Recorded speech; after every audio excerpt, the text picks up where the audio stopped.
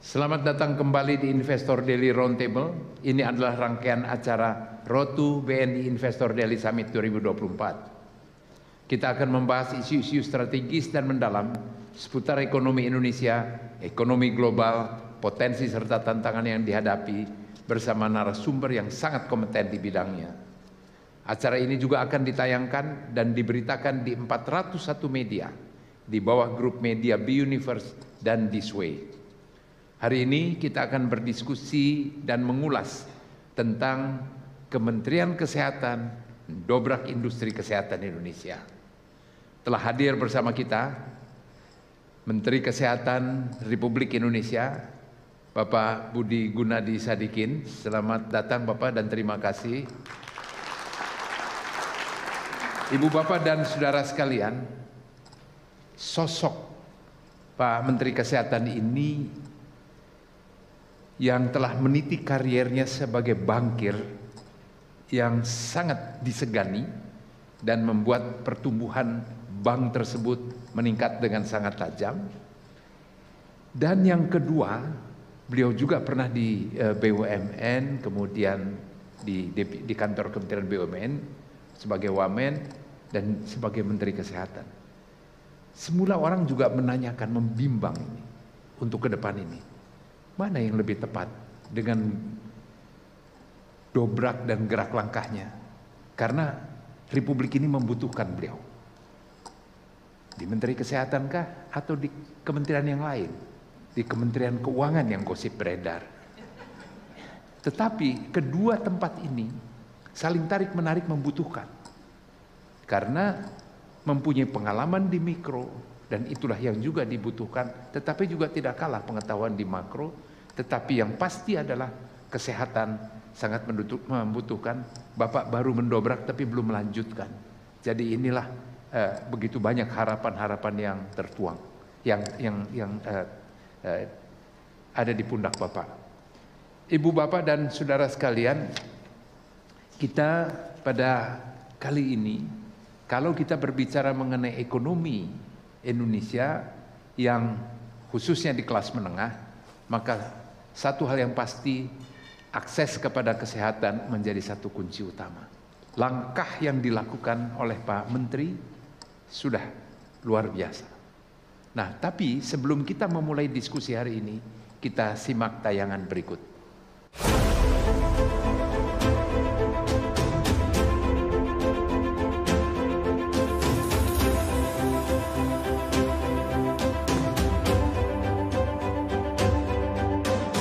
Menuju Indonesia Emas 2045, masyarakat yang sehat dan berkualitas menjadi salah satu pilar utamanya.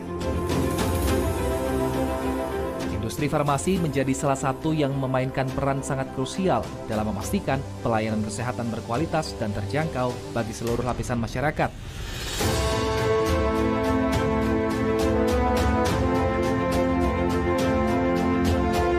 Ketersediaan dan aksesibilitas obat-obatan esensial melalui peningkatan kapasitas produksi obat dalam negeri menjadi keharusan dalam meningkatkan ketahanan terhadap ancaman krisis kesehatan seperti saat terjadi pandemi COVID-19. Kenyataannya, kemandirian industri farmasi nasional ibarat peribahasa jauh panggang dari api.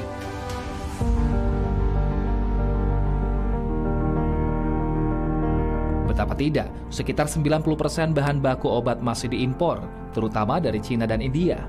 Sangat ironis, di tengah masifnya insentif yang dikucurkan pemerintah untuk membangun industri bahan baku obat dalam negeri, mulai dari super tax deduction hingga tax holiday untuk mendorong pembangunan industri ini. Tingginya impor bahan baku farmasi menjadi biang kerok mahalnya harga obat di tanah air.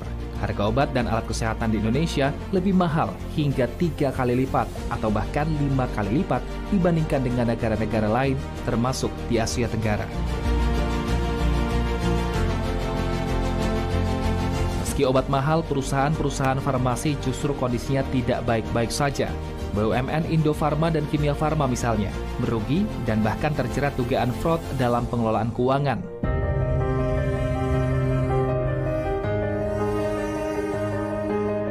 Data Gabungan Pengusaha Farmasi Indonesia, GPFI, menunjukkan bahwa pada tahun 2022, pasar obat farmasi tembus hingga 120 triliun rupiah.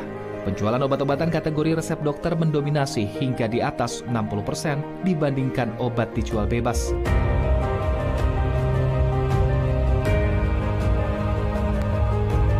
Ini seharusnya bisa menjadi peluang bagi BUMN farmasi maupun pelaku usaha swasta untuk mengoptimalkan potensi pasar yang ada. Seiring dengan langkah pembangunan SDM unggul, pembangunan industri bahan baku obat kini sangat mendesak. Ketergantungan impor harus dihilangkan dan kemandirian sektor farmasi harus dibangun agar pelaku industri dalam negeri jadi tuan rumah di negara sendiri dan harga obat pun lebih terjangkau.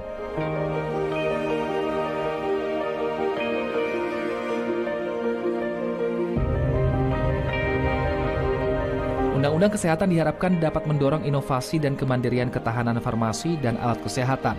Namun tentu dibutuhkan peraturan pelaksana dan teknis sebagai acuan implementasinya. Tata kelola industri dituntut lebih transparan dan terbuka.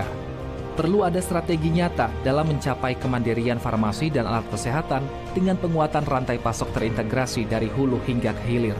Tak hanya industri dalam negeri akan menjadi lebih berdaya saing, namun ini juga menjadi kunci menciptakan generasi unggul menuju Indonesia Emas.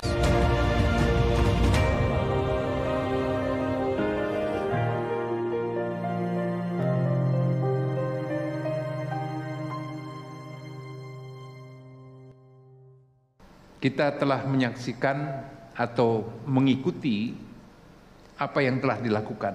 Pak Menteri sudah mendobrak untuk mengisi kebutuhan dokter. Berbagai diskursus yang terjadi tetapi tidak menyurutkan langkah Pak Menteri. Karena kepentingannya adalah bagaimana melayani masyarakat di tengah kekurangan dokter. Tetapi di sisi lain sekarang ada PR baru Bapak, yaitu industri farmasi.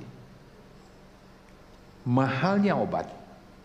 Dan kemudian kalau bisa kita lihat antara industri farmasi yang ada di Indonesia dengan kebutuhan atau belanja dari masyarakat itu jauh sekali dari cukup.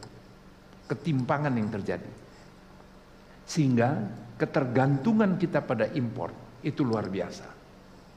Industri farmasi yang kecil ini, yang sedikit ini, yang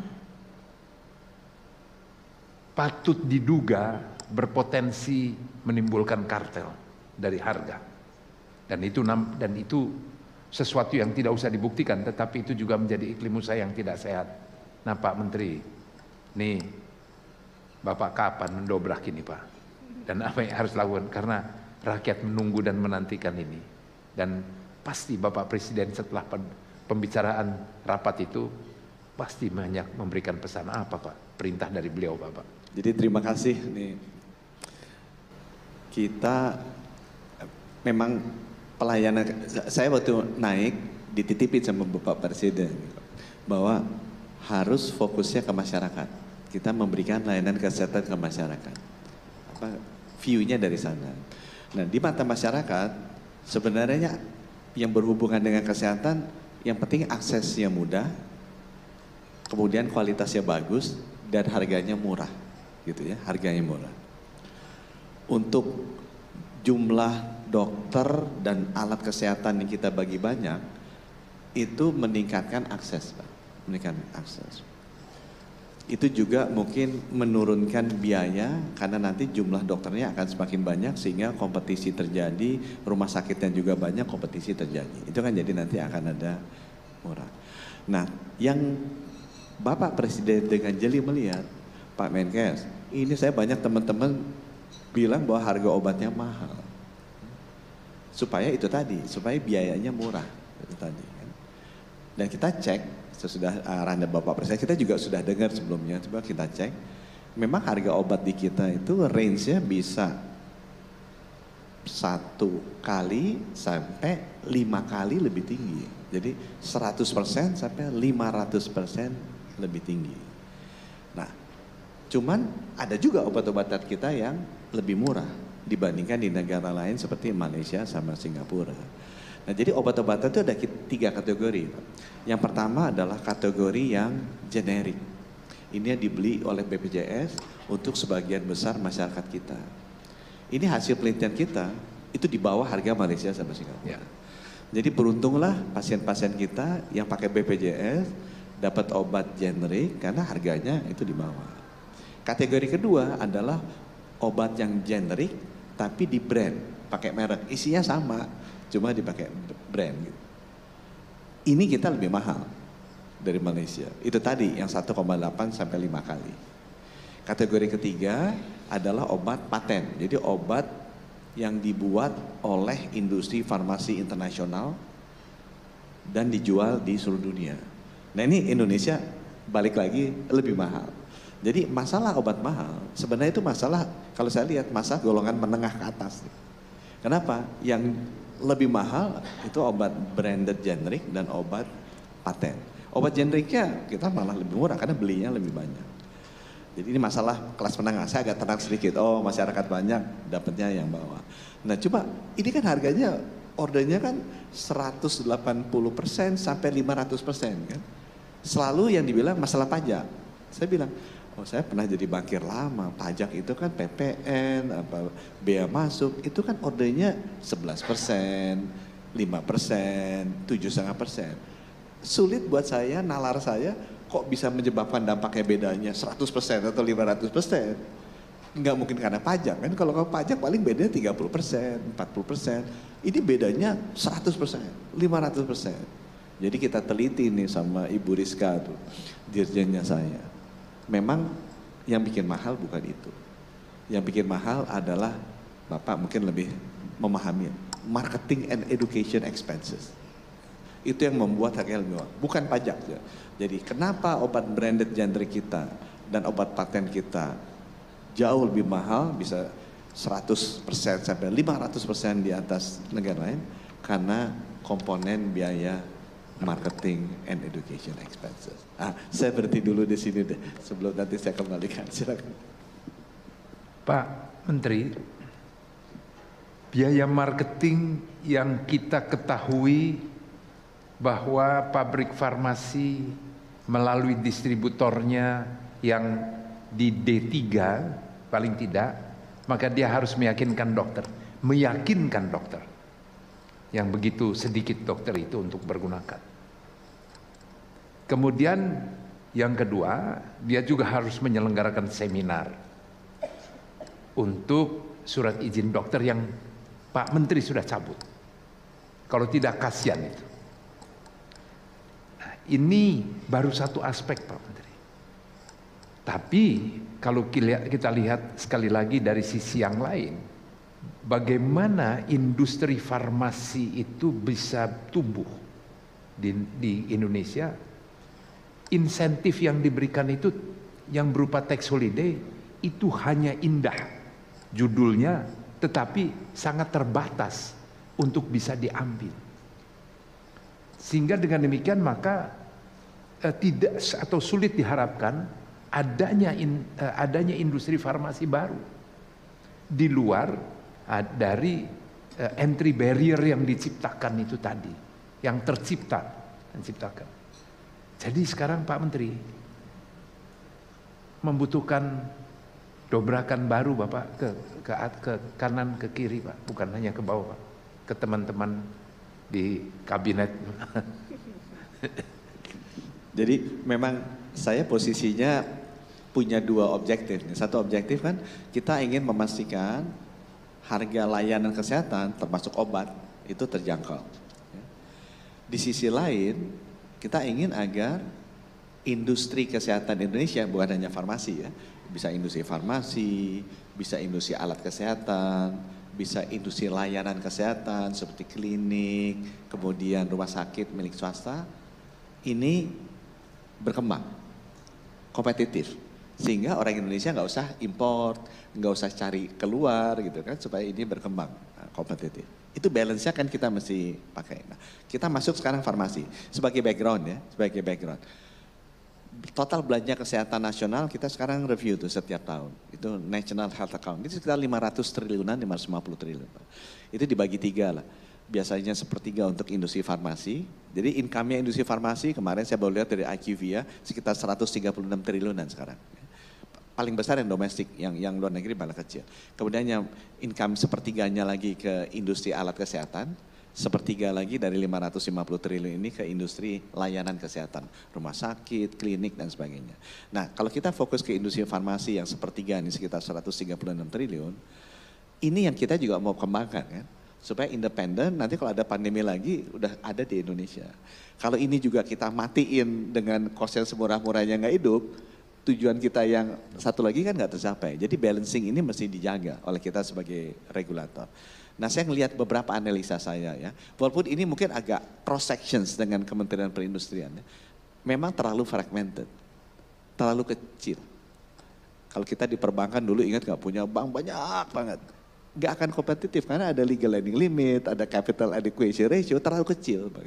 Jadi emang harus ada dorongan dari sisi regulasi agar normal, unforced, natural merger itu terjadi. Konsolidasi dari industri terjadi. Supaya kita memiliki industri-industri farmasi yang lebih besar. Ya. Itu di mata saya itu harus terjadi.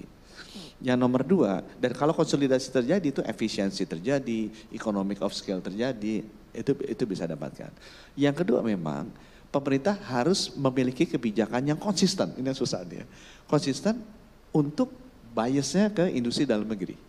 Jadi ya beda-beda dikit harga, jangan kemudian dikejar-kejar aparat penegak hukum gitu kan. Kalau kita pengen membesarkan porsi dalam negeri. Tapi kita mesti punya sasaran yang jelas, boleh nih ya tahun pertama sedikit di atas, tapi 5 tahun udah mesti sama dong. Ya. Nanti dalam 10 tahun udah mesti lebih rendah dong. Kenapa? Karena memang kan size-nya besar kita, size-nya besar. Jadi yang kedua tuh pemerintah memang harus punya affirmative policy untuk membesarkan industri-industri farmasi yang nanti sudah terkonsolidasi seperti tadi. Nah yang ketiga, balik lagi yang tadi.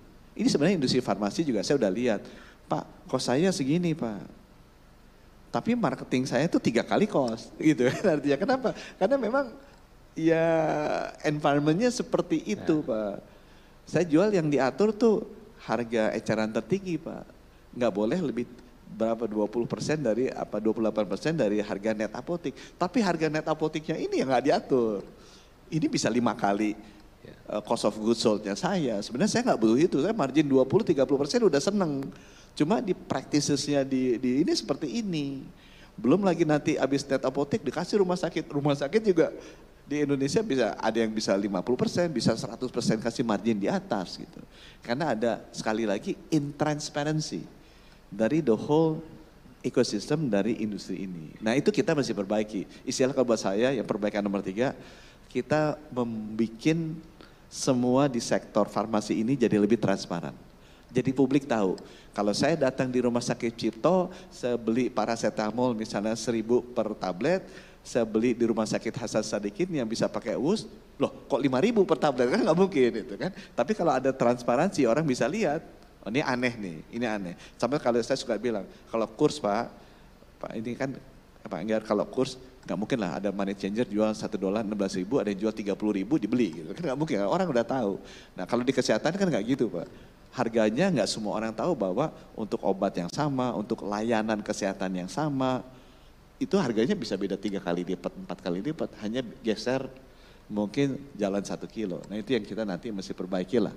Supaya dengan demikian bisa menekan tata kelola, distribusi, marketing, education ini supaya lebih benar. Karena publik akan give pressure. Jadi itu tadi ya, konsolidasi saya rasa penting. Nomor 2, affirmative policy konsisten Pak. Jangan hanya 6 bulan atau 12 bulan. Konsisten selama 5 tahun membesarkan industri dalam negeri. Kemudian yang ketiga, memang harus dirapihkan transparansi dan tata kelola dari industri dalam negeri. Supaya buat mereka juga nggak terlalu banyak beban buat para industriawan. Pak, tapi katalognya barangkali Bapak mohon untuk ditinjau juga Pak. Karena komponen importnya lebih tinggi daripada yang lokal. E-katalog ini nggak sempurna ya, baru jalan. Bagusnya apa? Kita sekarang beli banyak dari dalam negeri. Lebih banyak lah Pak dibandingkan yang dulu kan, karena ada dorongan dari Kemenko. Cuma yang saya lihat nomor 1, tata cara buat masuk e-katalog ini harusnya di-adjust untuk lebih itu tadi, nomor 2. Afirmasi yang ke dalam negeri, jangan dipatok misalnya 30 terus. Udah ada yang 40% TKDN, harusnya 30 digeser, 40% masuk dulu. Udah ada naik jadi 60, ya digeser yang 60 masuk dulu. Itu kan nggak terjadi sekarang, itu mesti disempurnakan. Yang kedua, sekarang harga e-katalog Pak, Bapak juga tahu. Itu harga yang jauh di atas harga sebenarnya. Jadi harga pesanan-pesanan udah masuk ke e-katalog, itu kita mesti rapikan lagi. Orang swasta bisa beli harganya 8M, e-katalog bisa 12M, kan 50% lebih tinggi. Itu juga kita mesti perbaiki sih Pak. Nah Pak, kalau upaya untuk mendorong industri farmasi ini ada. Selain tadi, baru satu aspek mengenai fasilitas atau insentif yang diberikan. Tapi sisi lain, yang pertama, kita mensyukuri bahwa Bu Dirjen merangkap PLT BPOM, Pak, sehingga itu tidak lagi bulat, Pak. Itu berada di satu tangan. Kemudian masih atau bagaimana koordinasi dengan Kementerian Perindustrian?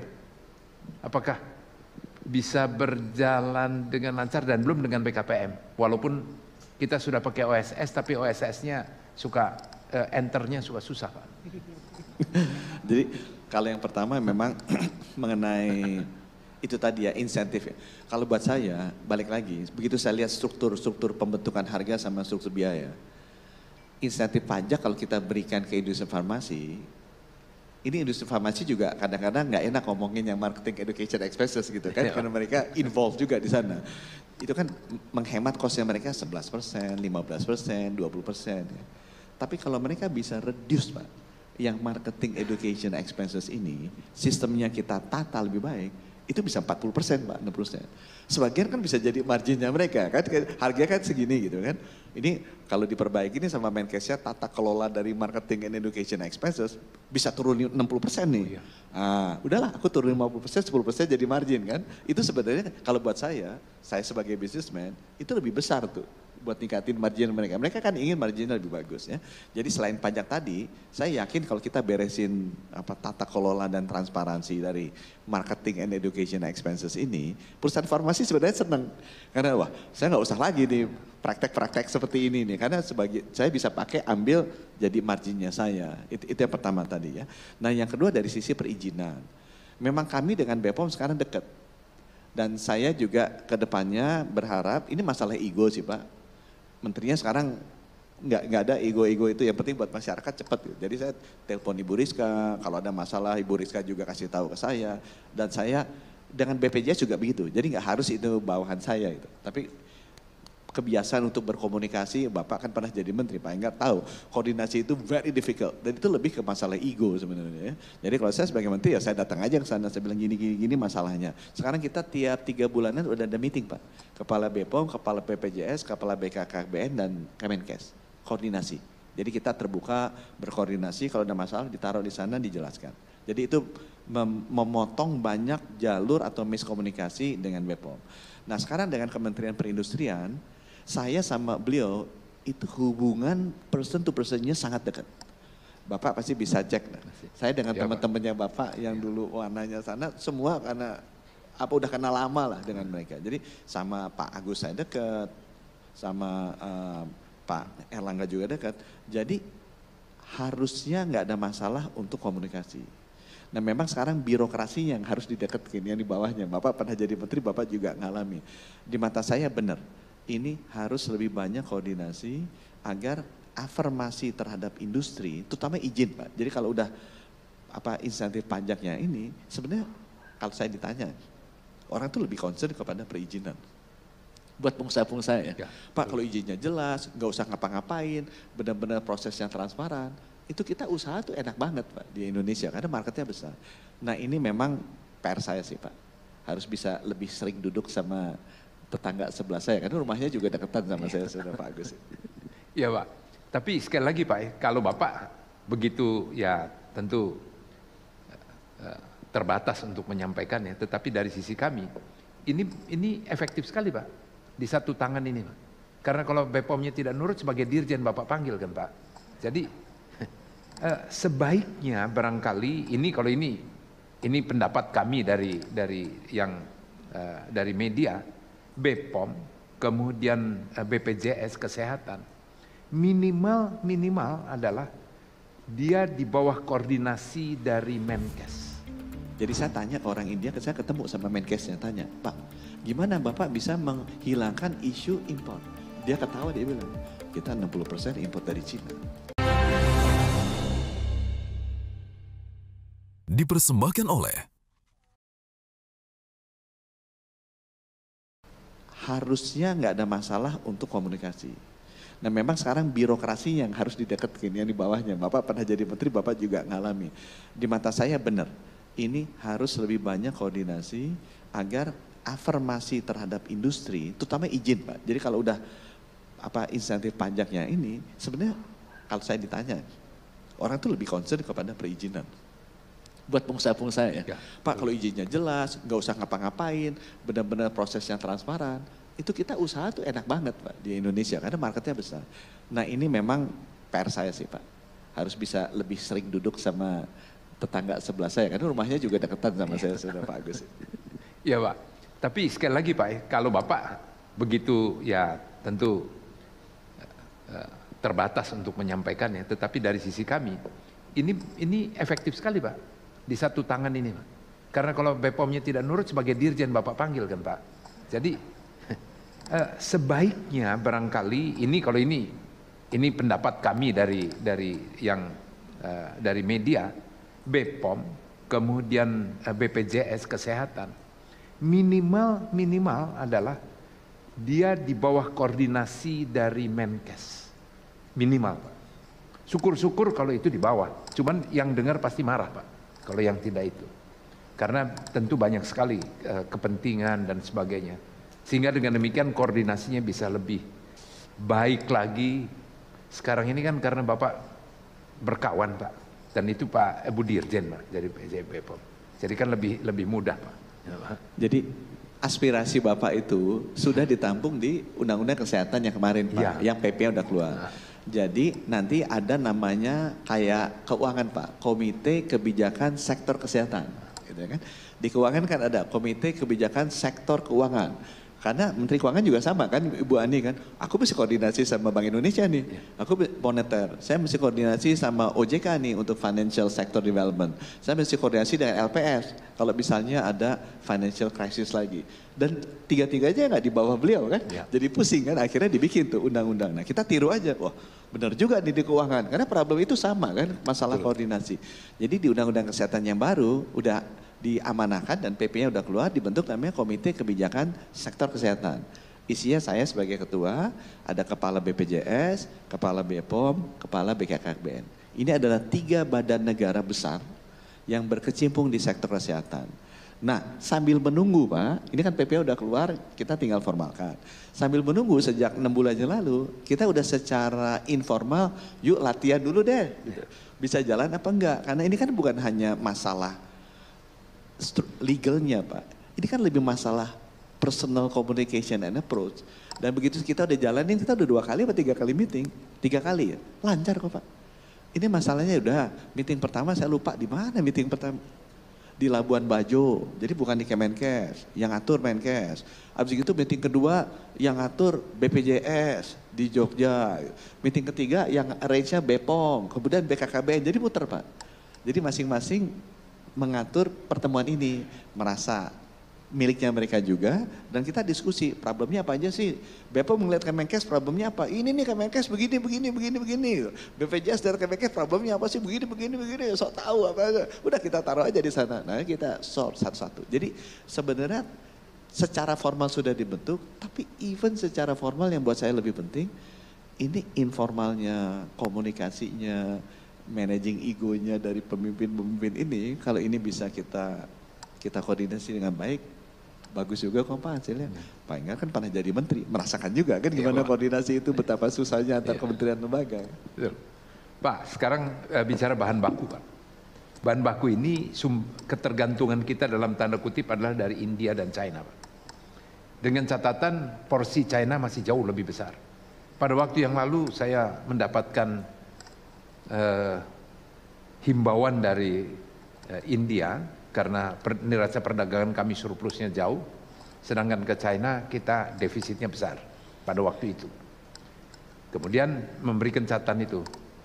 Kami lapor Pak Presiden memerintahkan agar dialihkan dari harga, dari kualitas tidak kalah. Tapi nampaknya sulit. Nah, sebenarnya yang paling tentu diharapkan dan didambakan adalah bagaimana kalau mereka juga membuat atau bekerja sama dengan industri dalam negeri untuk membuat bahan baku dengan sebagian masih tetap import komponennya, tapi dibikin di sini. Waktu itu India bersedia, Pak. Hanya persoalan memang waktu itu Undang-Undang Cipta Kerja belum, sehingga proses itu kita menyulitkan dan ada keengganan. Saya khawatir, mudah-mudahan tidak benar, karena namanya praduga kan boleh Pak, dan kami diizinkan untuk menyampaikan praduga dan laporan kepada Pak Menteri. Adalah ada transfer pricing Pak, dari situ. Ada keterikatan dengan sumber tertentu di dalam membentuk ini, sehingga itu juga sebenarnya satu komponen yang kemudian membuat generic itu yang branded sehingga dia mahal. Nah ini bagaimana upaya yang barangkali kalau memang itu salah satu hal yang menarik untuk Bapak dorong, atau apakah itu layak untuk dilakukan? Ini industri ya, jadi industri, saya mencoba mewakili Pak Agus Gumiwang ini ya, temannya Bapak, terkait dengan industri farmasi ini. Saya kan pernah jadi Wakomen Pertamina ya. Kita kan punya, di mana sih yang kayak Chandra Asri punya tuh, kita punya satu refinery yang bisa produksi BTX kan, bensin, toluene sama xylene. Itu kan petrochemicals products ya. Nah, bensin ini Pak, itu bisa dihilirisasi jadi kumin. Kumin bisa dihilirisasi jadi fenol, fenol bisa dihilirisasi jadi paracetamol. Nah, the whole petrochemicals industry-nya kita itu nggak lengkap jalannya tuh. Jadi berhenti di bensin udah kita ekspor. Bensin ke kumin nggak ada pabriknya. Kumin ke fenol nggak ada pabriknya. Fenol ke paracetamol.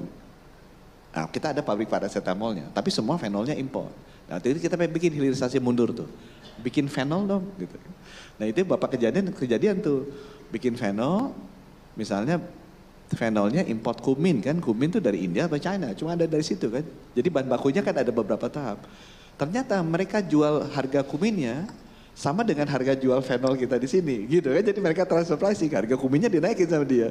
Jadi kita beli cost of goods sold-nya aja, harga bahan bakunya kita udah sama dengan kalau kita jual fenol ke pabrik paracetamol. Jadi emang permainan itu ada. Dan karena ini global, saya tanya, kenapa sih kita nggak bisa bikin efisien petrochemical products? Karena memang market size-nya, Pak. Jadi saya tanya ke orang India, saya ketemu sama Menkesnya, tanya, Pak, gimana Bapak bisa menghilangkan isu import? Dia ketawa, dia bilang, kita 60% import dari Cina. The reason why, nggak punya economic of scale, Pak. Jadi India sendiri import dari Cina. Jadi kita pikir, gimana kita mau bersaing, India aja 2 billion masih dari sana gitu kan. Nah akhirnya kebijakannya akan kita ambil adalah, ya udah, kalau gitu Bapak bikin pabrik di Indonesia. Supaya critical scale-nya masuk. Ya. Tapi kongsian dong. Sama nih orang-orang farmasinya kita, kongsian lah bisa 25% atau 50%, terserah lah, amicable deal. Tapi yang kita lakukan strateginya adalah meminta agar pabrik active pharmaceutical ingredients atau bahan baku obat atau API dari Cina dan dari India untuk buka pabrik di Indonesia. Buat saya sebagai Menteri Kesehatan Pak, yang penting pabriknya ada di Indonesia. Jadi kalau ada pandemi lagi, kita butuh import, itu di lockdown nggak ada masalah. Ya. Karena pabriknya ada di Indonesia. Nah sekarang kalau pabriknya dipaksa ada di Indonesia, tapi harganya tidak kompetitif, masyarakat kena. Kalau harga kita tekan supaya kompetitif, industrinya mati. Kan kasihan kan? Udah mendingan industrinya mereka aja diajak masuk. Kongsian sama orang Indonesia. Jadi kebijakan kita ke depannya Pak akan membangun industri dalam negeri, terutama bahan baku buat obat atau API ini. Tapi kalau bisa ya kongsian dengan mereka dan perusahaan Indonesia. Supaya critical mass-nya tercapai, economic of scale tercapai dengan margin yang masih sehat. Masih banyak sekali Pak persoalan yang sebenarnya dari data yang kami miliki di media ingin sekali disampaikan. Tapi sebelum nanti kami persilahkan kalau toh ada pertanyaan dari ibu bapak yang hadir, ada catatan lain Pak. Bapak berhasil Pak untuk fasilitas kesehatan sampai di desa. Tetapi kemudian tiba-tiba yang dokternya kurang, kemudian itulah yang Bapak lakukan, terobosan. Tetapi dan juga rumah sakit. Rumah sakit yang milik pemerintah sudah Bapak lakukan berbagai hal, berbagai langkah yang agak out of the box, agak keras gitu. Kalau tidak disebutkan agak ekstrim Pak, tetapi memberikan dampak yang positif. Hanya daftar antriannya semakin banyak di situ, semakin meluber. Dan demikian juga dengan rumah sakit umum daerah. Tapi masih ada rumah sakit yang setengah pemerintah Pak, dimiliki oleh BUMN tetapi setengah-setengah aja. Itu apakah nggak lebih baik Pak, sehingga lebih mudah koordinasinya? Ataukah memang karena Bapak pernah di BUMN juga, apakah memang lebih baikkan mereka di sana aja, kalau di sana nasibnya juga bisa sama, tidak terkoordinasi? Bapak ini kan hidupnya lebih lama dari saya. Jadi pernah lihat presiden terlibat sebagai ring dekatnya presiden zamannya Orde Baru dulu kan. Memang begitu saya masuk Pak, saya kan di perbankan. Saya ngelihat bedanya zaman dulu dengan zaman sekarang. Dulu itu pemerintah powerful sekali. Karena dari total GDP Indonesia mungkin 40%, 50% kontribusinya dari APBN. Jadi everything is driven by the government, pemerintah. Presiden dan menteri-menterinya powerful sekali. Bapak Ibu kalau lihat struktur ekonomi Indonesia sekarang, dari sekitar berapa lah 1 triliun US ya, 16.000 triliun rupiah itu mungkin yang kontribusi pemerintah itu cuma 15%, 16%. Jadi saya selalu kembali bilang ke teman-teman nih, nggak bisa pakai persepsi lama bahwa pemerintah fiskal is everything. Tugasnya kita sebagai kementerian lembaga hanya sebagai catalyst, hanya sebagai facilitator untuk membuat swastanya bergerak. Kalau kita masih berpikiran memiliki attitude, ketinggian hati seperti dulu, swastanya yang gerak, whatever we do will not move the needle, economic growth nggak akan tercapai. Yang punya balance sheet, yang punya size sekarang di swasta. Jadi tugas kita sebagai pemerintah membuat aturan sebaik-baiknya, semudah-mudahnya agar swasta mau grow the economy. Nah itu attitude itu berubahnya nggak mudah tuh di kalangan pemerintah. Karena mereka merasa rumah sakit pemerintah segalanya. Lah rumah sakit pemerintah mungkin saya cuma 37, swastanya 3.200 gitu kan. Kan nggak make sense jadi kalau kita rumah sakit BUMN segala. Rumah sakit BUMN saya masuk cuma 70 karena saya pernah jadi wamen. Aku yang mengintegrasikan itu. Swasta kan sekarang 2.000 lebih. Nah jadi yang saya ingin sampaikan Pak sekarang, justru kalau di mata saya hanya masukkan rumah sakit pemerintah itu sebagai catalyst, sebagai standard, sebagai benchmark. Nanti diharapkan begitu, semua rumah sakit pemerintah udah ada mamografi, udah ada cath lab loh. Swasta kan lihat, oh pemerintah udah gitu. Oh yang lain 2.000 rumah sakit swasta nanti jadi beli. Dengan gitu nanti kualitasnya jadi naik. Jadi kalau saya ditanya Pak, justru saya inginnya sebenarnya rumah sakit pemerintah pusat, RSUD yang 800, rumah sakit BUMN, itu sebagai catalyst, sebagai benchmark, sebagai standard, sebagai untuk cover yang kepegang oleh swasta. Di mana kita bisa memberdayakan, mengencourage, memfasilitate agar rumah sakit swasta ini lebih banyak berperan. Karena nggak mungkin pemerintah memiliki uang untuk bisa memprovide layanan kesehatan ke seluruh Indonesia. Nah perubahan attitude itu yang sekarang saya lagi coba ajak nih ke teman-teman Kementerian Kesehatan. Hey, your role is a regulator, bukan competitors. Bukan kita mau jadi yang terhebat. Justru rumah sakit RSCM akan bagus kalau rumah sakit se-Indonesia bisa kayak RSCM. Kalau sekarang kan rumah sakit RSCM bang ya, saya paling bagus, saya paling ini. Aku nilainya nggak gitu di RSCM. Kalau kamu paling bagus segala macam, kamu nilainya jelek. Kenapa kamu biarkan rumah sakit yang lain bodoh? Nggak mau saingan supaya semuanya ke RSCM. Jauh kan terbang dari Papua dari ini. Tapi kalau RSCM bisa membina rumah sakit di Papua, hampir sama bagusnya dengan RSCM. Bisa membina rumah sakit di Ambon, hampir sama dengan RSCM. Oh itu di RSCM-nya hebat. Jadi seperti itu Pak, mendistribusikan kemampuan kepada seluruh rumah sakit yang lain. Ini sangat menggembirakan dan memberikan angin segar Pak, statement Bapak tadi. Dan itu juga sesuai dengan perintah Pak Presiden Jokowi, dan juga keinginan dan nampaknya nanti akan menjadi perintah Bapak Presiden terpilih. Apa yang sudah bisa dilakukan swasta, dorong, berikan berbagai insentif. Kalau swasta tidak bisa, baru BUMN. Kalau BUMN tidak bisa, baru APBN. Nah sekarang kan menjadi soal Pak, yang dirasakan. Ini semua BUMN incorporated, anak, cucu, cicit dan sebagainya.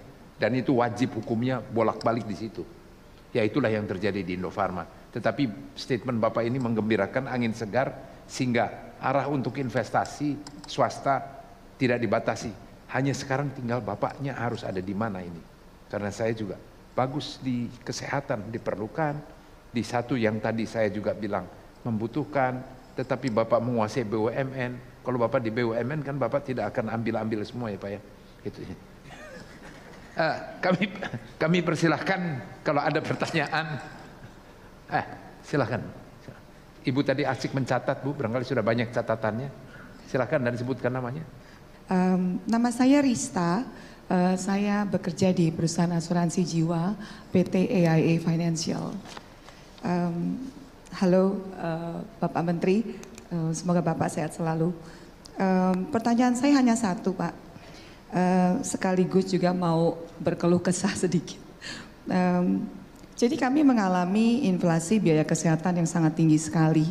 Dan oleh karena itu perusahaan asuransi banyak sekali terpaksa quote unquote melakukan peningkatan harga premi dari waktu ke waktu untuk menyesuaikan dengan biaya-biaya kesehatan yang terus-menerus melonjak sangat tinggi.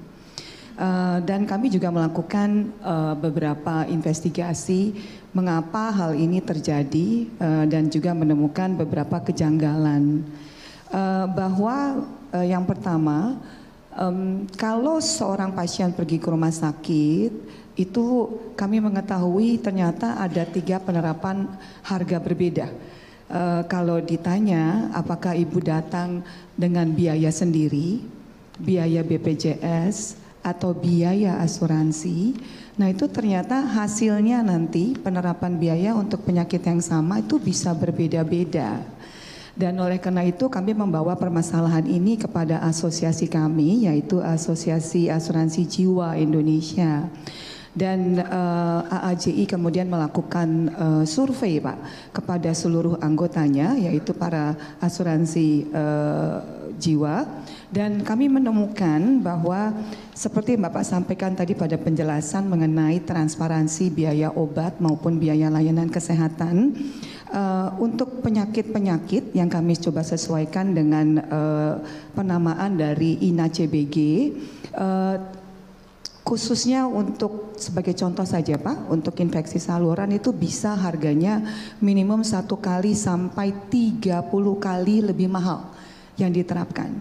Dan kemudian kami melakukan survei lebih besar lagi dan menemukan juga bahwa untuk 14 penyakit atau diagnosa itu harganya bahkan bisa sampai 38 kali kalau seorang pasien itu menunjukkan kartu asuransinya kepada rumah sakit di mana mereka meminta perawatan. Kami mohon pendapat Bapak, bagaimana tanggapan Bapak mengenai penemuan kami ini. Terima kasih. Daftar unek-unek Pak.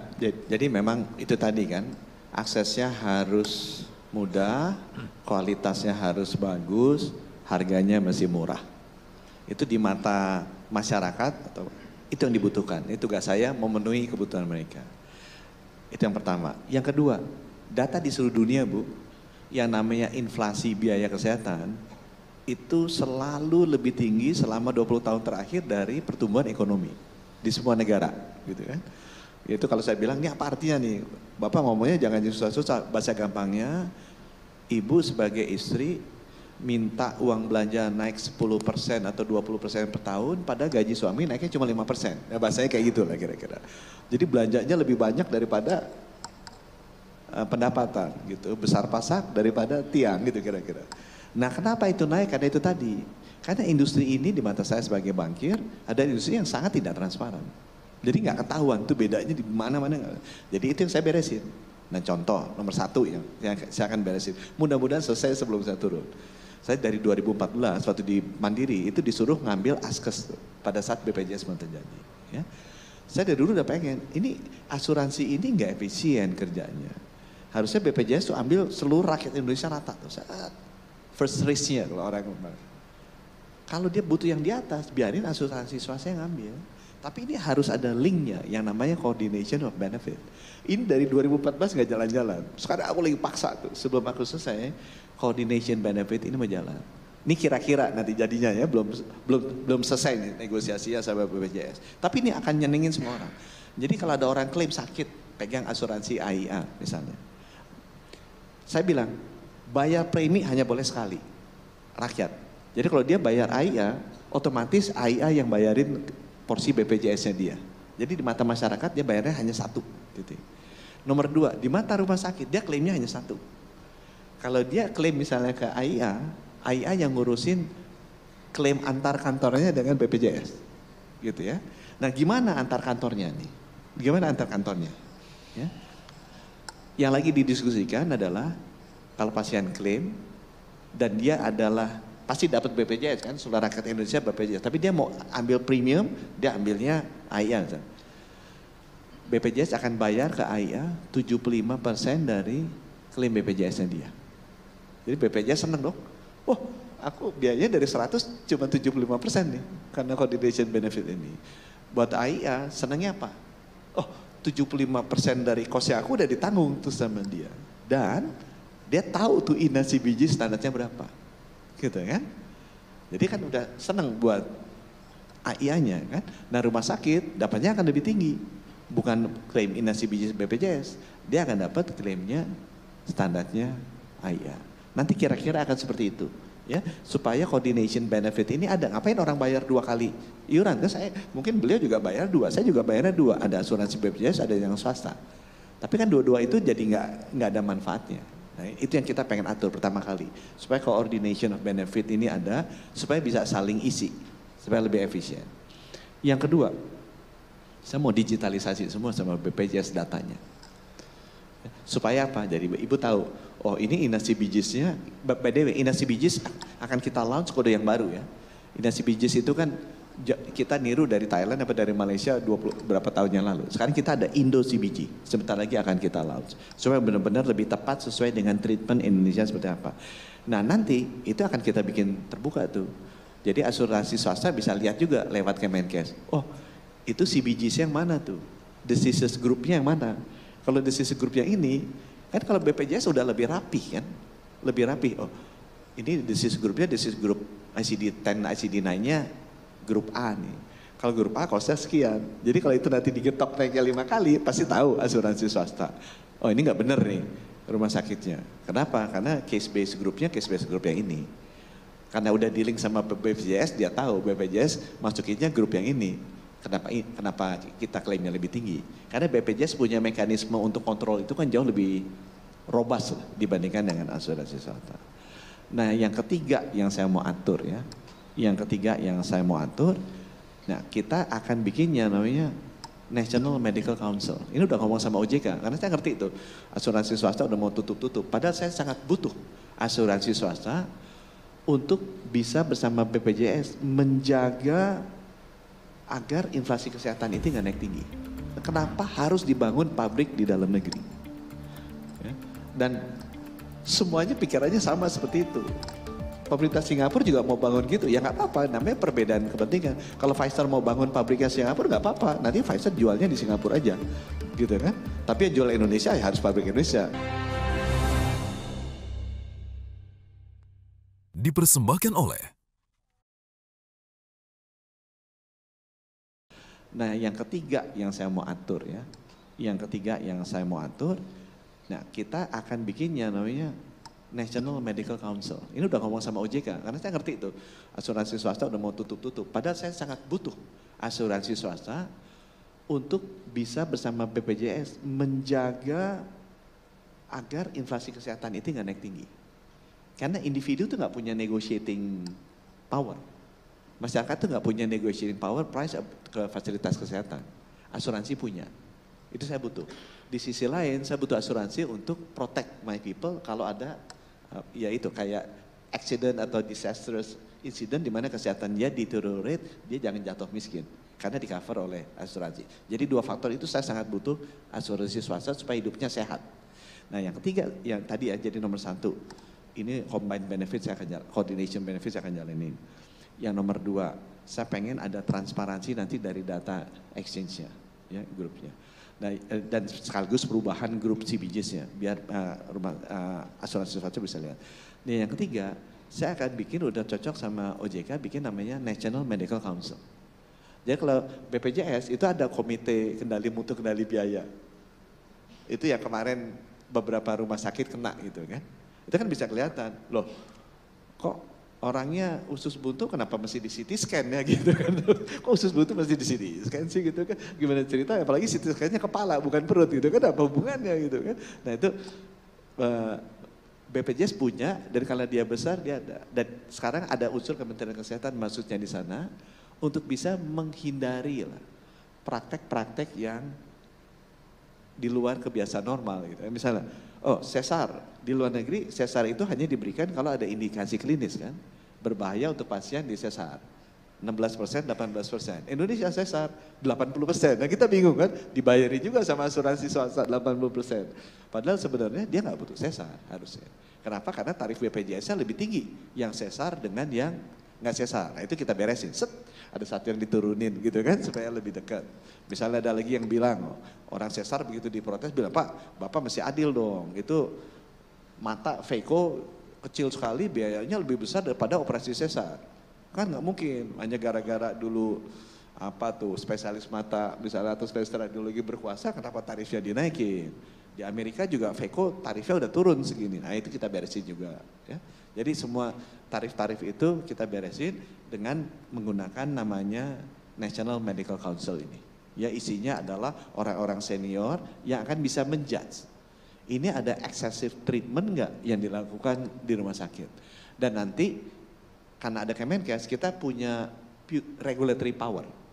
Jadi kalau nakal, kita peringatin.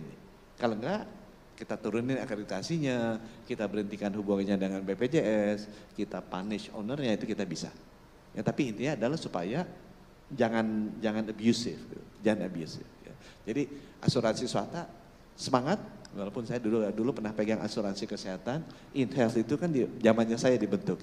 Jadi saya tahu benar perilakunya, titip saya, ya ibu yang benar juga periksanya, underwritingnya yang benar, kalau klaimnya diperiksa jangan asal dibayar gitu kan. Kalau mulai ngaco-ngaco ya risk manajemennya juga mesti rapi ya supaya yang hal-hal yang sifatnya abusive ini juga tidak kejadian. Kita dulu koordinasi kok dengan OJK. Pak Ogi itu kan dulu teman saya di Bank Mandiri kan. Dan juga bukan hanya asuransi jiwa. Aku heran loh, kok ibu ke asosiasi asuransi jiwa? Karena banyak juga asuransi kesehatan yang masuknya di general insurance. Karena di mata saya kesehatan itu lebih short cycle. Karena jiwa itu kan aktuarianya kan 40 tahun, 50 tahun risk. Kalau kesehatan itu kan a yearly annual risk dibandingkan premium. Jadi nanti kita deketin lah asuransi jiwa dan asuransi general. Gitu. Dah silakan. Ini begitu banyak hal yang nampaknya menjadi PR Bapak sehingga tidak agak sulit diselesaikan dalam satu periode Pak. Kami persilakan kalau ada lagi yang lain. Ya terima kasih Pak Enggar dan terima kasih Pak Menteri. Saya Khairul Amin dari Pfizer dan juga mewakili IPMG Pak. Mungkin ada 2 pertanyaan singkat Pak. Pertama, kami menyambut baik gitu ya Pak, reformasi kesehatan yang telah Pak Menteri lakukan, terutama melalui Omnibus Kesehatan dan juga baru saja dikeluarkan PP Kesehatan minggu lalu ya Pak. Kemudian kalau tidak salah kan akan ada peraturan-peraturan turunan Pak Permenkes, jadi mungkin yang ingin saya tanyakan untuk Permenkesnya sendiri, itu progresnya sejauh apa begitu Pak, dan harapannya dari kami mungkin nanti bisa dibuka ruang diskusi yang seluas-luasnya begitu Pak dengan industri untuk pembahasan Permenkes.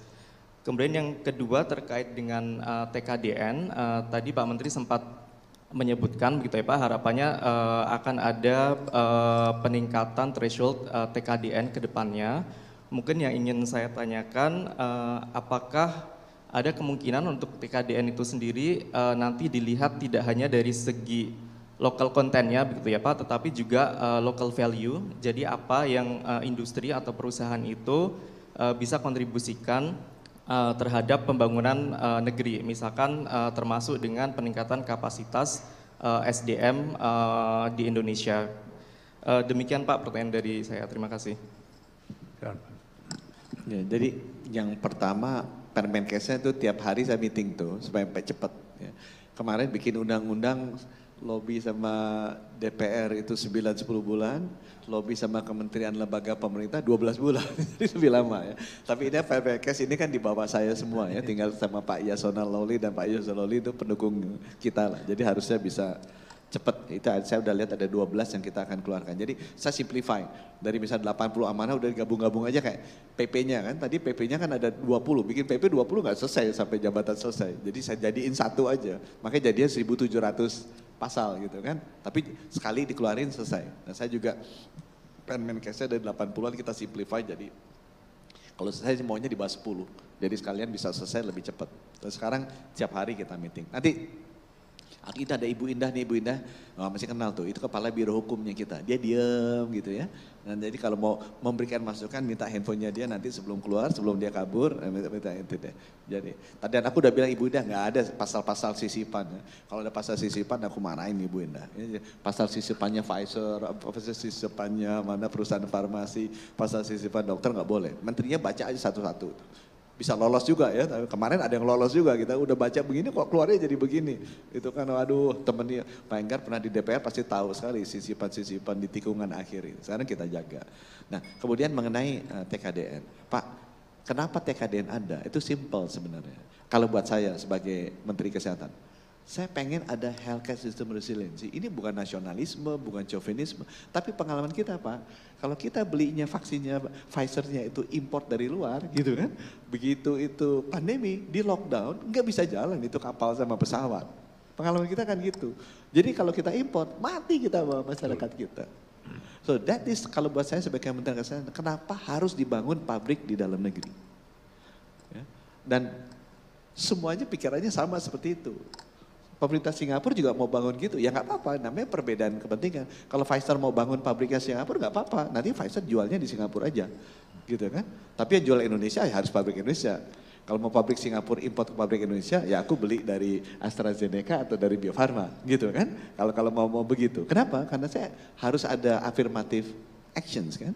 Kalau enggak kan celaka kita nanti begitu ada terjadi ininya seperti apa. Nah Pak tapi Indonesia lebih recet ngurusnya, nah, kasih tahu saya gitu. Nanti aku beresin tuh yang recet-recet itu ya supaya jangan ganggu ya. Tapi prinsipnya semua negara gitu dan saya mengerti juga nggak apa-apa juga. Singapura pengen bangun di Singapura ya silakan. Ya nanti untuk produksi Singapura. Kalau Pfizer mau bangun di Indonesia, mau market Indonesia ya produksi di Indonesia. Kalau ingin menggunakan Pfizer Singapura masuk ke Indonesia, ya sebaiknya jualnya di Singapura aja gitu kan. Kalau mau jual di Indonesia ya produksinya di Indonesia. Supaya apa? Supaya healthcare resiliency-nya nanti ada. Supaya healthcare resiliency-nya itu ada. Apakah itu hanya harus ada lokal konten? Aku bilang enggak sih. Aku juga setuju. Tapi tujuannya balik lagi itu tujuan Kementerian Perindustrian gitu. Bukan tujuan saya. Kalau tujuan saya ini harus ada healthcare system resiliency. Supaya nanti kalau ada pandemi lagi, kita punya production base untuk save my lives. Saya bilang teman-teman, dulu waktu virus, yang ada tuh hanya oseltamivir. Waktu itu remdesivir, favipiravir, whatever, vir itu kan belum ketahuan semua. Yang ada hanya oseltamivir. Diproduksi, saya lupa tuh, Kimia Farma atau di Indofarma. Saya suruh produksi, nggak ada bahan bakunya. Mau import, nggak bisa. Mati tuh orang Indonesia semua. Itu sebabnya kenapa saya bersikeras untuk ketahanan kesehatan nasional, untuk menyelamatkan nyawa masyarakat kita, pabrik itu harus lokasi di Indonesia. Nggak harus milik kita. Pfizer boleh bikin pabriknya di Indonesia, gitu kan. 100% milik Pfizer pun aku nggak apa-apa juga di depan saya. Yang penting ada pabrik di Indonesia, sehingga kalau ada pandemi kita tidak usah import. Ya. Gimana bedanya orang yang pendapatannya 4.800 sama 14.000? Itu cuma 2 bedanya. Orangnya pasti lebih pintar dan lebih sehat. Ya. Kalau dia pintar aja nggak sehat, nggak bakal punya income karena dia kelihatan mesti cuci darah terus gitu ya, atau kena stroke jadi cacat walaupun pintar. Ya, itu sebabnya mesti pintar dan sehat. Nah untuk sehat teman-teman, yuk dirubah paradigmanya, jaga agar tetap sehat. Dipersembahkan oleh Saya bilang teman-teman, dulu waktu kena pertama kali kita ini virus kan, COVID. Kita butuh antivirus. Yang ada tuh hanya oseltamivir. Waktu itu remdesivir, favipiravir, whatever, vir itu kan belum ketahuan semua. Yang ada hanya oseltamivir. Diproduksi, saya lupa tuh, Kimia Farma atau di Indofarma. Saya suruh produksi, nggak ada bahan bakunya. Mau import, nggak bisa. Mati tuh orang Indonesia semua. Itu sebabnya kenapa saya bersikeras untuk ketahanan kesehatan nasional, untuk menyelamatkan nyawa masyarakat kita, pabrik itu harus lokasi di Indonesia. Nggak harus milik kita. Pfizer boleh bikin pabriknya di Indonesia, gitu kan. 100% milik Pfizer pun aku nggak apa-apa juga di depan saya. Yang penting ada pabrik di Indonesia, sehingga kalau ada pandemi kita tidak usah import. Ya. Ada lagi yang lain. Ini mendorong untuk orang bangun pabrik. Yang terakhir Pak Iman.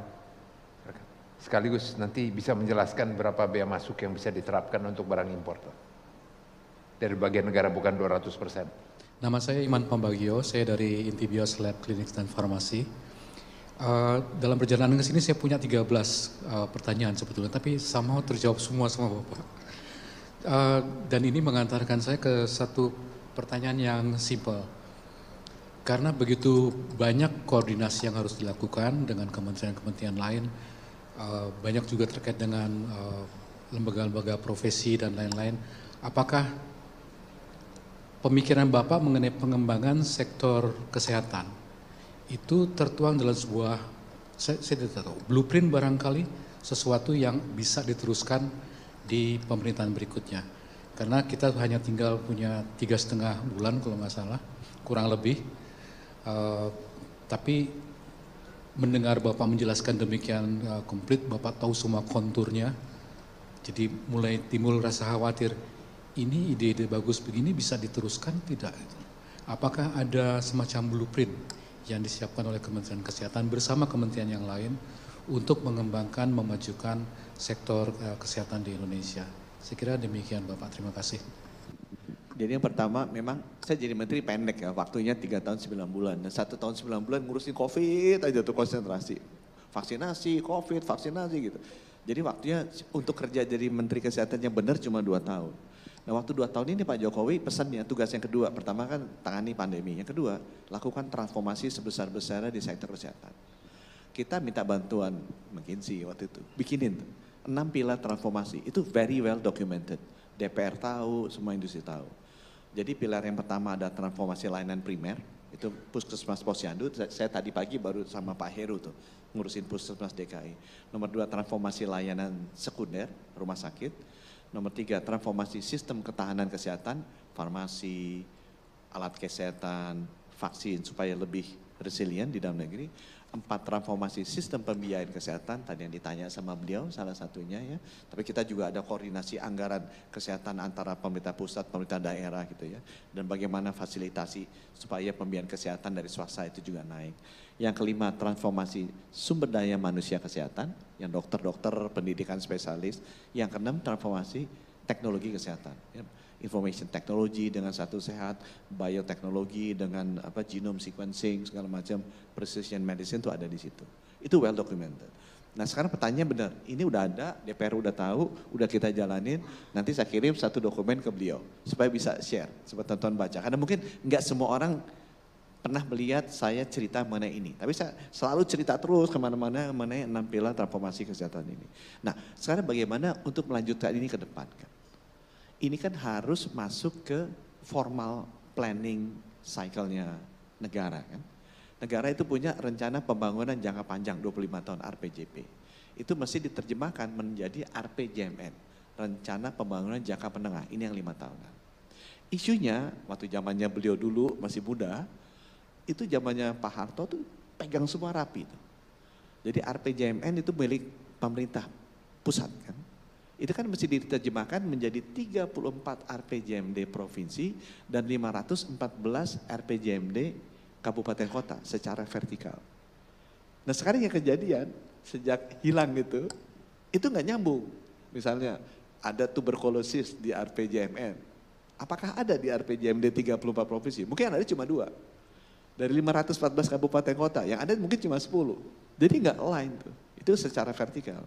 Secara horizontal, RPJMN ini harus jadi Renstra, rencana strategis 34 kementerian lembaga. Jadi misalnya kayak tadi, tuberkulosis, itu kan udah rencananya pemerintah pusat kan. Ada nggak di Renstra kesehatan? Ada. Ada nggak di Renstra PUPR? Karena tuberkulosis kan ada hubungannya sama rumah sehat. Nggak ada. Ada nggak misal di Renstra pendidikan untuk ngajarin? Nggak ada. Nah itu yang harus dirapikan. Misalignment dari perencanaan pembangunannya kita. Karena sejak berubah tuh ada baru agak miss di sini. Nah itu di undang-undang yang baru kita masukin tuh rencana induk bidang kesehatan. Ini tadi penyelarasan dari rencana pembangunan jangka menengah baik secara vertikal maupun secara horizontal. Vertikalnya kita kuncinya lewat Komisi 9 DPR. Kenapa dia namanya gubernur sama wali kota belum tentu nurut sama presiden. Nurutnya siapa? Sama ketumnya kan? Karena dia kan dipilih sama ketum gitu. Jadi kita masukin nih Komisi 9. Kalau ini ada mengenai stunting, tolong dong semua bupati, wali kota ada RPJMD-nya masuk stunting. Karena kalau rencana RPJMD ada stunting, nanti di rencana tahunan dan anggaran tahunan APBD-nya pasti ada stunting. Nah itu kita masukin. Nah secara horizontal kita masukin di semua kementerian lembaga. Nah itu diketok tuh di undang-undang, namanya rencana induk bidang kesehatan. Itu adalah sebenarnya penyelarasan dari target antara Bappenas, Mendagri, Menteri Keuangan dan Menkes di level horizontal, di level vertikalnya ini penyelarasan dari rencana pembangunan jangka menengahnya kesehatan dengan teman-teman di legislatif. Agar supaya itu bisa diturunkan secara efektif dan konsisten ke level provinsi sama 514 kabupaten kota.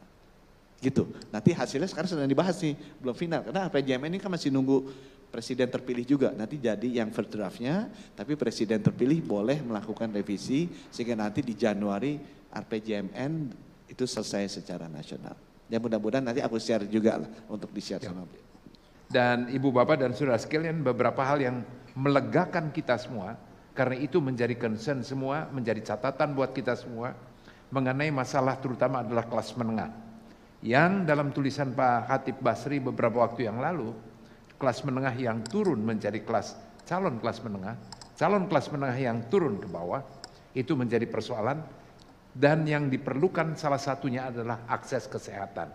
Tetapi gambaran yang disampaikan oleh Pak Menteri dan berbagai langkah yang disiapkan untuk dilakukan, itu memberikan harapan bahwa Pak Menteri Kesehatan tidak diam dan tidak menutup mata, menutup telinga, tetapi langsung berbagai hal yang lain akan segera ditindaklanjuti. Sejauh tidak bertentangan dengan ketentuan yang ada, maka itu Pak Menkes akan melakukan. Tetapi untuk solusi jangka menengah dan panjang juga telah dipersiapkan. Dorongan untuk para industri farmasi dalam negeri, ini satu dorongan, satu ajakan, tetapi sekaligus juga berpotensi menjadi hambatan kalau hanya impor saja. Nah, data impor kita Pak Menteri yang berdasar dari BPS dengan dari sumbernya itu yang berbeda Pak. Dan perbedaannya gapnya itu terlalu jauh. Jadi kita lebih percaya yang secara resmi data BPS harus kita pegang. Tetapi kita lebih percaya data yang mereka yang mengirim ke negara kita. Tapi saya tidak mau masuk ke situ. Pak Menteri melakukan terobosan bahkan sampai kepada asuransi kesehatan terutama untuk tingkat menengah. Saya surprise bahwa seorang Menkes sampai berbicara dengan OJK karena memang itu wilayahnya OJK. Barangkali karena pengalaman sebagai bankir dan itu bisa melihat itu semuanya dan terlibat di dalamnya, termasuk catatan untuk asuransi swasta ini. Hal-hal yang menjadi keluhan juga sudah disampaikan. Jadi kalau sudah dengan Pak Menteri seperti ini, jangan ada dusta di antara kita karena beliau tahu semua. Ibu, Bapak dan saudara sekalian, sebelum kita mengakhiri, kita memberikan applause dulu dan kemudian kita mintakan closing statement dari Pak Menteri.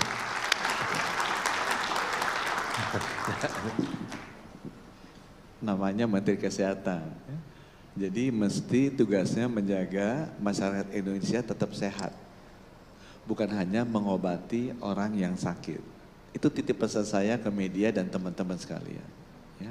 Kalau Indonesia pengen jadi negara maju itu income-nya 14.000 per kapita per tahun dolar. Sekarang 4.800. Gimana bedanya orang yang pendapatannya 4.800 sama 14.000? Itu cuma dua bedanya. Orangnya pasti lebih pintar dan lebih sehat. Ya. Kalau dia pintar aja nggak sehat, nggak bakal punya income. Karena dia diletakkan mesti cuci darah terus, gitu ya. Atau kena stroke jadi cacat walaupun pintar. Ya, itu sebabnya mesti pintar dan sehat. Nah untuk sehat teman-teman, yuk dirubah paradigmanya, jaga agar tetap sehat. Jangan sampai masuk rumah sakit. Saya bukannya suka ngejek-ngejekin dirutnya RSCM, tapi buat saya kalau rumah sakitnya kosong gitu kan, itu artinya Menteri Kesehatannya luar biasa hebat dan berhasil. Sehingga kita begitu udah tua, nih 60, 70, rata-rata kan 72 tuh, nggak pakai sakit. Tahu-tahu usianya sama kayak Ratu Elizabeth 95, tahu-tahu besoknya meninggal. Nah itu. Jadi saya maunya orang-orang tuh nanti begitu, nggak pernah sakit, tahu-tahu besoknya meninggal ya dipanggil Tuhan, gitu kan? Tanpa pernah sakit. Itu artinya benar-benar Menteri Kesehatannya berhasil dan kesehatan kita berhasil. Jadi tolong untuk sehat itu Bapak Ibu hanya perlu ngatur dua hal, yaitu makannya jangan berlebihan, kelihatan dari. Kemudian yang kedua tidurnya mesti cukup, kemudian olahraganya mesti rutin 30 menit sehari, 5 hari seminggu sampai wafat. Gitu ya. 3 itu diatur. Dan untuk ngecek apakah 3 ini benar-benar udah kita jalan apa enggak, dicek. Cek tekanan darah, ya, aku ulangi lagi nih, Menteri Kesehatannya bilang, dia harus di bawah 130/90. Cek gula darah, sekarang ini lagi banyak semua diabetes. Harus di bawah 200. Atau kalau yang punya duit HbA1c-nya di bawah 5,7. Cek lemak darah. Tekanan darah, gula darah, lemak darah. Harus di bawah 200 atau kalau bisa LDL-nya di bawah 100. Sama lingkar perut di bawah 90 laki-laki, perempuan di bawah 80. Kalau beli jeans harus di bawah 34 ukurannya. Ya kalau udah di atas itu artinya udah lebih. Ini bisa fatty liver segala macam, bisa subject to cancer. Ini bukan fisik tapi kesehatan. Tekanan 130/90 di bawah, gula di bawah 200 atau 5,7 HbA1c-nya atau kolesterolnya di bawah 200 atau LDL di bawah 100. Sama lingkar perut 90 cm laki, 80 cm perempuan. Ya, kalau udah di atas itu datang ke puskesmas. Ya. Supaya bisa dikasih obatnya sesuai. Insya Allah kalau itu dilakukan, olahraga, tidur, makan, rajin mengukur 4 ini 3 bulan sekali, 6 bulan sekali, Bapak Ibu tidak pernah sakit sampai rata-rata usia rakyat Indonesia 72 tahun. Enggak pernah sakit, enggak pernah masuk rumah sakit, sehat terus. Nah sekarang tinggal tergantung doanya. Ada yang 72 tahun sehari langsung dipanggil Tuhan, ada yang 75, ada yang 80, insya Allah Pak Enggar 90 kayak gitu. Baru kemudian nggak pakai sakit, besoknya pindah dimensi yang lain, gitu ya. Sehat selalu ya teman-teman dan tolong edukasi saudara-saudara kita agar juga hidup sehat. Terima kasih.